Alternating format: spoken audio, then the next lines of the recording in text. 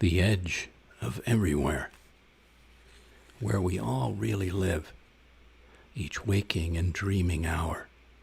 Though few see or feel the edginess, the tenuousness, and the expansiveness, the possibility of a last breath between life and death, or some profound encounter with wonder, where everywhere is every here, for the asking, experiencing. No need to look further than the ground you stand on, the boundless lifescape you're already sensing, venturing, adventuring through. Welcome everyone leaning in right now from many parts of the country and world. I'm happy you're here for the latest floating poetry broadcast, the 16th in this weekly series. Coming to you live again from the sun-washed, salt-aired coast of Rhode Island, by the sea, the broad and beckoning sea. This is your poet and poetorialist, Colin Goedecke, tonight inviting you, all of you, to explore and contemplate ways, great and small, to live more adventurously, boldly, expansively, out in the open, in spirit, heart, mind, and body, in and across our wildly precious days here on earth, including discovering more of who you really are, what you're made of or made for. Maybe the adventure of answering a deeper calling rising inside of you, or around reinventing your life, as many are doing, some by choice, some by circumstance, through this global healing crisis, catharsis as I view it sometimes, upon us. For me, every day is an adventure waiting to unfold. I wake up and say to myself, let's see what happens today. That's the lens I love to bring to it. We can all bring a different lens to our days, change it around. And as a poet, as a being, I do that. And I do that with all the ideas and people and places I encounter, experience, engage. I want to see what happens today. Leave it open-ended. So let's adventure a while together here, beginning with a few thoughts and a few quotes of note from others. I have one from fellow I've read before. He's written that marvelous book, Pronoia, The Antidote to Paranoia, Rob Bresney, who said, reimagine your situation. Give up thinking of what's familiar or expected and reframe it instead as what's happening, as an open-ended, unexpected, unlimited process of what you are really meant to become and do next. Poet Lynn Unger said, and you, what of your rushed and useful life? Imagine setting it all down, papers, plans, appointments, leaving only a note. Gone to the fields to be lovely, be back when I'm through with blooming. Thank you, Lynn Unger. Last week I read a bit from the marvelous Gary Snyder's book, The Practice of the Wild. Incredible book, and he's in his 80s, I believe now. Beautiful fellow, outside and in. And I thought this was apropos for today from the chapter On the Path Off the Trail. The truly experienced person, the refined person, delights in the ordinary. Such a person will find the tedious work around the house or office as full of challenge and play as any metaphor of mountaineering might suggest. I would say the real play is in the act of going totally off the trail, away from any trace of human or animal regularity, aimed at some practical or spiritual purpose.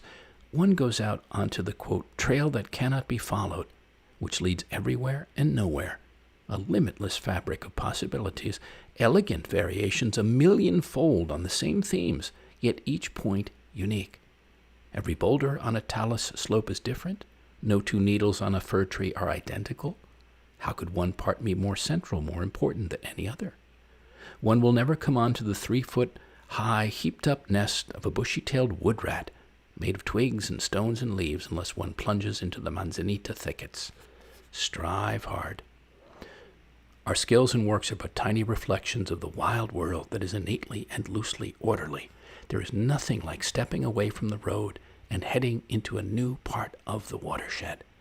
Not for the sake of newness, but for the sense of coming home to our whole terrain. Quote, off the trail is another name for the way, capital W here. And sauntering off the trail is the practice of the wild. That is also where, paradoxically, we do our best work. But we need paths and trails and will always be maintaining them. Your first must be on the path before you can turn and walk into the wild. Thank you, Gary Snyder. So, thinking about being more expansive, more adventurous, bolder, more open-hearted, handed, bodied, contemplating the adventure of your unboundedness just by our quantum beingness, which we're finding more and more about through quantum physics. This poem, apropos, I wrote back in February of 2017 called Becoming Quantumly Human. I was inspired by the founder of the Mystery Schools, Gene Houston, incredible figure, being, and this poem begins, you tap the quantum field, begin with your body, its wholeness, fullness, fluidity, its magnificence. Open out the unrecruited provinces of your brain, the vast reservoir of undiscovered functions, neural in the plural pathways, so bringing to light and play far more of yourself, emotional to sensual, riding waves consciously, effortlessly of alpha and theta, delta, beta, discovering your natural empathy, telepathy, paranormality, far beyond culture's curbed, curveballed expectations. You transcend, add extra to the ordinary. You sense and engage infinity, become deeply present to each moment of here and now, to all memory, all possibility. You enter and revel in a glorious, new, and boundless body of beauty, spirit, adventure, pure quantum energy. Quantumly human. I had read this a while back in another show, another broadcast, but I felt it was worth bringing into our Living Adventurously theme today. Apropos of Hemingway, Ernest Hemingway. So, whetting your appetite for life's adventures like he did all the time for a long time. And this poem was around a special dinner I'd made based on some of his recipes, or riffing on some of those, in Brooklyn the other year. And this was the lead poem that led off the whole feast. Your sun also rises, on the making of a Hemingway dinner in Williamsburg, Brooklyn. It rises each day you open your eyes. Each day you open your heart. Every time you enter the great and small moments of your world with a sense of wonder, a taste for adventure. The way Hemingway made his way, boldly, earnestly, one of a kindly through the wilds of his. Its peaks and valleys, streams and plains, well-weathered woods. Its sometimes dark and starless, sometimes star and moon-bright nights. Every place, around a table, a crackling or an embering fire, a circle of friends, or simply alone with your thoughts, your own words, silent and still anywhere. And you feel the bounty of the earth, breathe in its beauty, and feast on your life. It rises. I couldn't help thinking about adventurousness without thinking about the perils of not being adventuresome. And this poem is called The Encapsulated Man. Flies through space and time contained by the culture. Content or not, he stays in his suit and well-constructed shell as he rockets instead of pilots through life, guided not by his own volition, let alone intuition, but by a distant mission control that's mindful of its own needs, heedless of his, he, throughout, rarely, barely, or none, the wiser. So, anything but to be encapsulated, I think we've got to move completely the other way. I've done that in my life. When I think of the adventurousness of making essential life leaps, some of them terrifying, or certainly anxiety provoking, but you have to make them sometimes. And this one is called Parachuting Out. Of all those paradigms flying God knows where, no places I wanted to travel. Once I knew how to trust my own senses and presence of mind and heart, to jump into the wild blue wonder of another kind of life altogether, to use my own chute, pull my own ripcord, feel free at last to float and find the way, far away from society's critically mass flight path, to my own happy landing. Yeah, wrote that flying east to west to California a couple of years ago. Sometimes things spring at you, right?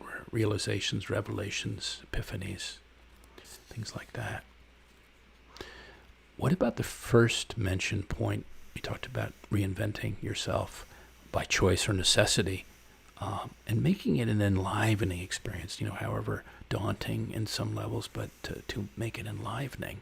So this piece is gut renovation, stripping your life down to your bare walls, your innards, sometimes by choice, sometimes by force, by seismic events like great loss or divorce, then starting over, starting fresh, this time with clear intention, with wise design, deliberation, to build on the strengths and virtues of your sure inner structure, to create an inviting new living place for yourself that years and incarnations later you feel grand about inhabiting, daily thankful for renovating deep down in your gut.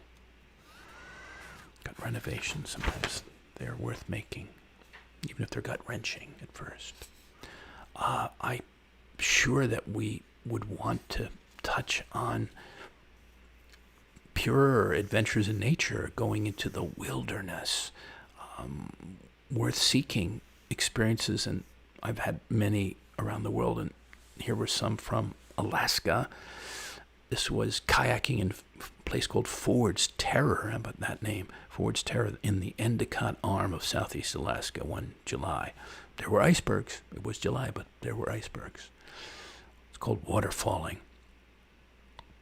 And I was in a kayak, and I was below this incredible fjord. You could almost not see the top. It was hitting the clouds practically, and it was an amazing feeling. And this poem came right up to me as it waterfalling. Water falls thousands of feet down the sheer stone face. Fjorded light falls down the tree-banistered glacial ridge below the elbow of Endicott Arm as the rush of the race of the rapids rises up, revels up past earth and ears into the morning air. Waterfalling. So the literal adventures, definitely worth having. I think when we can all get back to having some of them. It seems like it may be a while, but they'll be there.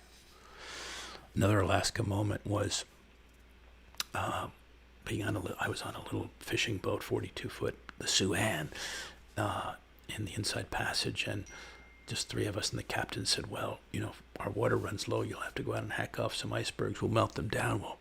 We'll have more water. And sure enough, we did have to do that, but we saved a few chunks, and so we surprised the captain one day with a bottle of whiskey that we had brought from New York, and we used the old ice. The ice is very old, and that inspired this poem called Whiskey and Ice. This was at anchor in Sanford Cove in the Inside Passage, Southeast Alaska. Whiskey and ice. The tip of an iceberg sits in a bowl on the small table in the cabin. Pure and ancient ice, at least 100 times older than our 12-year-old single malt that we chip into 3 glasses and sip slowly, reverently. So, adventures within adventures. Adventures in a glass of whiskey, ancient ice.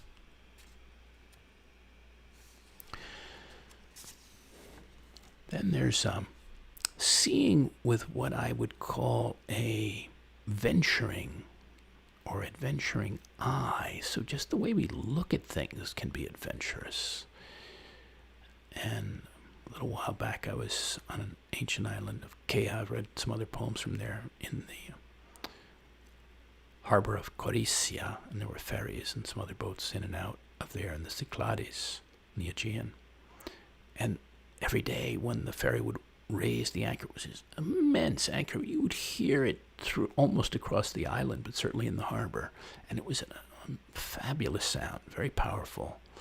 And I think the third or fourth time I heard it, I wrote this, O Ankira, the anchor, massively forged, iron links as thick as a deckhand's thigh. When weighed or lowered from the towering ferries or freighters, the metallic clanking is thunderous, clamorous, shades of something Herculean, chains straining to hold a cyclops at bay or hoist a marble architrave up a sunstruck mountainside. The anchor. There's a line that always inspires me, and I use it often. And it's a poem by Mary Oliver. It's the end of her poem. A rather well-known by some poem called The Summer Day. And we're in the summer and like to honor her and bring that line in for us. And so I'll read you her poem, The Summer Day. Mary Oliver. Who made the world? Who made the swan and the black bear? Who made the grasshopper? This grasshopper, I mean. The one who has flung herself out of the grass. The one who is eating sugar out of my hand. Who is moving her jaws back and forth instead of up and down. Who is gazing around with her enormous and complicated eyes. Now she lifts her pale forearms and thoroughly washes her face. Now she snaps her wings open and floats away. I don't know exactly what a prayer is. I do know how to pay attention, how to fall down into the grass, how to kneel down in the grass, how to be idle and blessed, how to stroll through the fields, which is what I have been doing all day. Tell me, what else should I have done? Doesn't everything die at last, and too soon? Tell me, what is it you plan to do with your one wild and precious life? Thank you, Mary Oliver.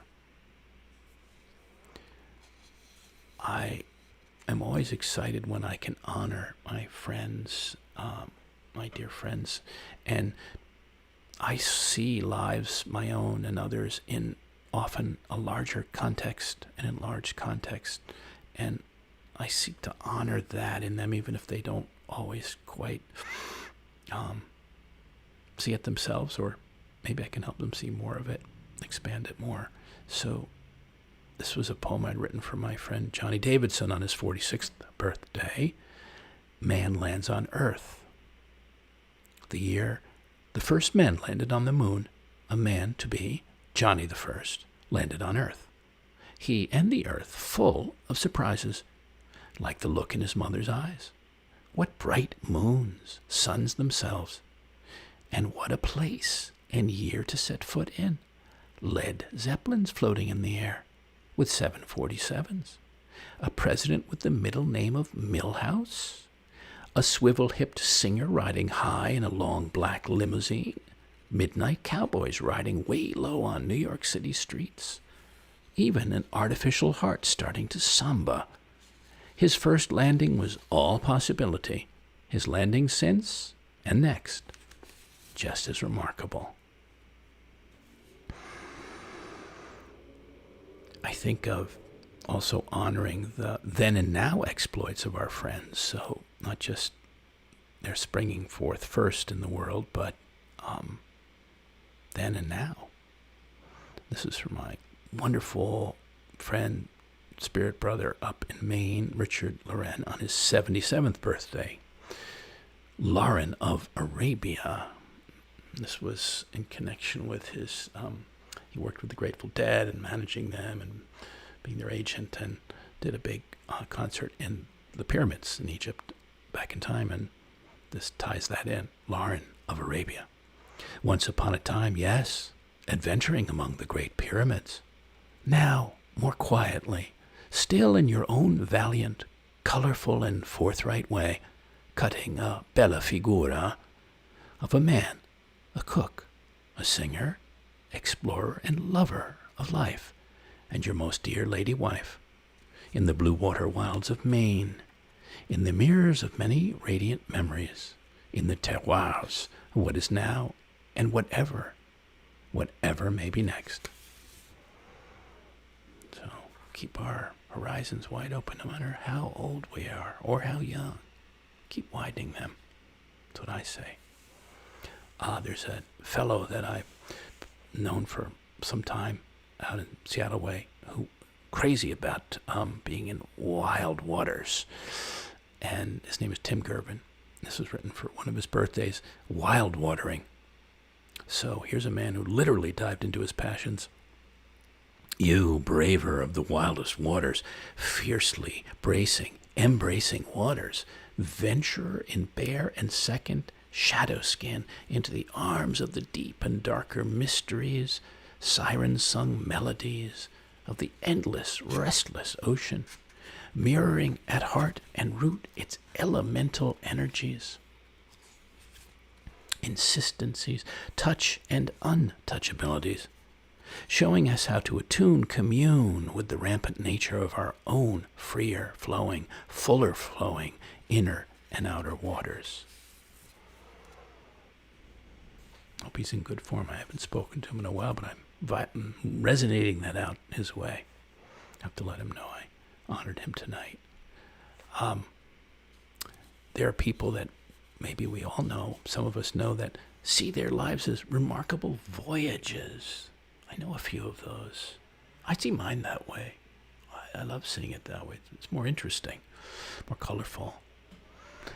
This is a poem for one of my mentors, my great mentors in the world of 40 years, maybe more than that. And this was for his 81st birthday, around the world in 81 years. An extraordinary voyage, still unfolding. Your adventure circumnavigating the world, exploring and discovering the continents and coastlines of yourself, from youth to now, from the deep interiors of your mind to the peaks and valleys of your heart, taking stock all the while of the time-swept places of life you've moved and loved through since setting foot here in a year of Superman, DiMaggio, and men of the day in high-crowned hats, of all the new and old landscapes of human curiosity, man-made complexity, great earthly beauty, perpetual mystery, never less than eagerly embracing the whole journey, wide-eyed, to the end, that you keep shaping and being so serendipitously shaped by. Here we looked at one end of the spectrum of coming into the world, being born, going on a voyage of life, and then beyond that. So those of us around us, those around us that we've loved and have gone on, left the earth, left their mortal coils, to whatever that may be beyond. I think there's some kind of something, energy form that goes, spirit that goes on. So what about the adventure, bringing wonder to the adventure of our passage beyond life here on earth, or the passage of others that we might think of now and then or feel now and then? And this was an honoring for an incredibly gentle man of the South, the father of a very dear friend of mine. His name was Billy Bryan. His son is Tom, still around, and his mustache. Billy Bryan, great Southerner, flying south. This is on his passing. You're flying south now, farther south than you ever dreamed of going, traveling australly and astrally at the speed of infinite bliss, far beyond time and a century of earthly delights. From a young fellow dallying and dancing, to a gentle man husbanding and fathering, to a wise figure doctoring and post-doctorally granddaddying, riding throughout a tide of graciousness and gregariousness, that made you a small giant and gave you a glow of famousness in the hearts of friends and family, who see you flying now into the arms of the universe and taking, as you go, a turn through the Crab Nebula, for the sentimental part of your journey, a sweet sip from the Milky Way, and a hat off to the heavenly ladies from Virgo to Cassiopeia, to your great and guiding southern star, and to the sun that will shine on your face forever. Dear Billy Bryan, never forget him. He was an adventure just to know. And then, of course, the adventure of marriage and partnership. Some of us have been there at least once, if not more. So entering a marriage, a partnership with a true sense, a wider sense of adventure, not just romance. And this poem I wrote for my marvelous friends out in Denver, April and Brad Hicks and Hammer, and read this at their wedding on Jekyll Island, Georgia, not that far back in time. The title is Lovers. Romeo and Juliet crossed stars. Abelard and Heloise faced swords. Lancelot prized Guinevere more than words, more than the fabled knights and whole kingdom of Camelot combined. Catherine and Heathcliff, we know, rose to wuthering, dizzying heights of desire. Rhett Butler and Scarlett O'Hara were swept away in a wild wind of romance. Damn the battles raging outside and within. And you, arching and shining into marriage, lovers, passionately chosen partners, enter now with bliss and great promise into a deeply shared, doubly shaped future, into your own heartful, remarkable, and real life adventure. Lovers.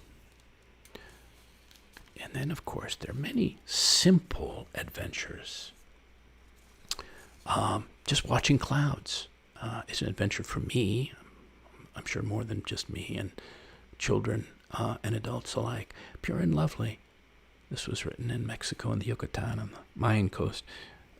Las Bocanadas, clouds. Of an evening usually approaching cocktail hour, when a good wind comes up, the clouds over Cozumel roll into Robustos and Churchills, Imperials, and double Coronas, light themselves with the first flames of sunset, and puff off to Havana. By the way, in the background, some of you may hear that's we're having a competing adventure with somebody in the trees with a chainsaw. So I'm sorry if that's distracting us a bit. There's nothing I can do about it. It's rather dark, so I hope they don't saw their limbs off up there. That would not be good. It would be a misadventure. So we're coming down toward the last few minutes or so, and before I sort of take us off on some end pieces, just one more. I was thinking about just listening to a song. We were talking about the clouds, simple adventure. I'm listening to a song. This was also in the Yucatan in Mexico, back in time, back in the winter. Cuatro sombreros de paja. 4 straw hats, 3 guitars, and a harp. 4 soft brims, 3 mustaches, and a set of sideburns. 4 dimpled crowns, 4 old musicos, and 1 sweet song. Solamente una vez, amehan la vida. Cuatro sombreros de paja. I think we can't not touch on the adventure of just imagining things, even if we don't leave our chair or table or wherever. So, a few summers back was this poem, For Your Drive Round the Equator. Distance, 24,901 miles, with stops for gas, typhoons, doldrums. Average temperature, 86 degrees. Hotter when volcanoes are erupting. Humidity, 86%, often rainy. Anacondas, poison dart frogs, tigers, tarantulas, giant centipedes, giant waterfalls, wild orchids, and Amorphophallus titanum, the world's largest and most immodest flower. What you'll need: sunblock, sunglasses, a straw hat, bug spray, more bug spray, binoculars, bottled water, AC, an umbrella, plenty of sandwiches, and plenty of savoir-faire. So on closing note, a handful of pieces to send us off with on our own explorations and spelunkings and enlargings and musings and doings and especially becomings, wherever we want to become. This is Becoming a Butterfly, brightly colored, abundantly winged, lighter than air. To become one, you must climb out of your chrysalis, out of your carapace, your unmetamorphosed self. Discover, then enter your newer, truer form and fly off, fly forth, flutter freely into the wider, wilder world. Become a butterfly. John O'Donohue, the Irish philosopher poet, and he has a book of blessings. It's quite lovely, and I drew one for tonight as a blessing on all of us in its way, embarking on beginnings individually and collectively, or new beginnings, re-beginnings. Here's the blessing. In out-of-the-way places of the heart, where your thoughts never think to wander, this beginning has been quietly forming, waiting until you were ready to emerge. For a long time it has watched your desire, feeling the emptiness growing inside you, noticing how you willed yourself on, still unable to leave what you had outgrown. It watched you play with the seduction of safety and the gray promises that sameness whispered, heard the waves of turmoil rise and relent, wondered, would you always live like this? Then the delight when your courage kindled, and out you stepped onto new ground, your eyes young again with energy and dream, a path of plenitude opening before you. Though your destination is not yet clear, you can trust the promise of this opening. Unfurl yourself into the grace of beginning. This is at one with your life's desire. Awaken your spirit to adventure. Hold nothing back. Learn to find ease in risk. Soon you will be home in a new rhythm, where your soul senses the world that awaits you. Thank you, John O'Donohue. That's from his book, To Bless the Space Between Us, a book of blessings. So, last two pieces and then a farewell for now. Though so much life has gone by, is the poem.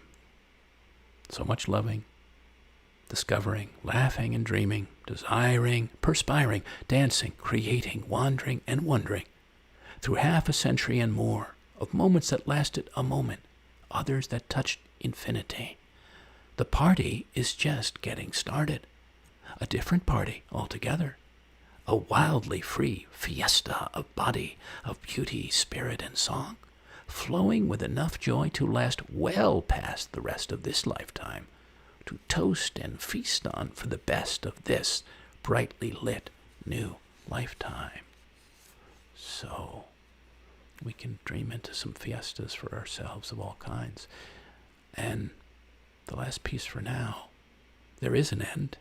It's the title. There is an end. Even kings must pass away. Royalty only goes so far.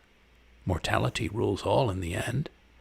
I think on the realizing of that finishing line as I watch a story of England's King George VI, especially the moment he learns he's terminally ill and will not last long, certainly not the lifetime he imagined.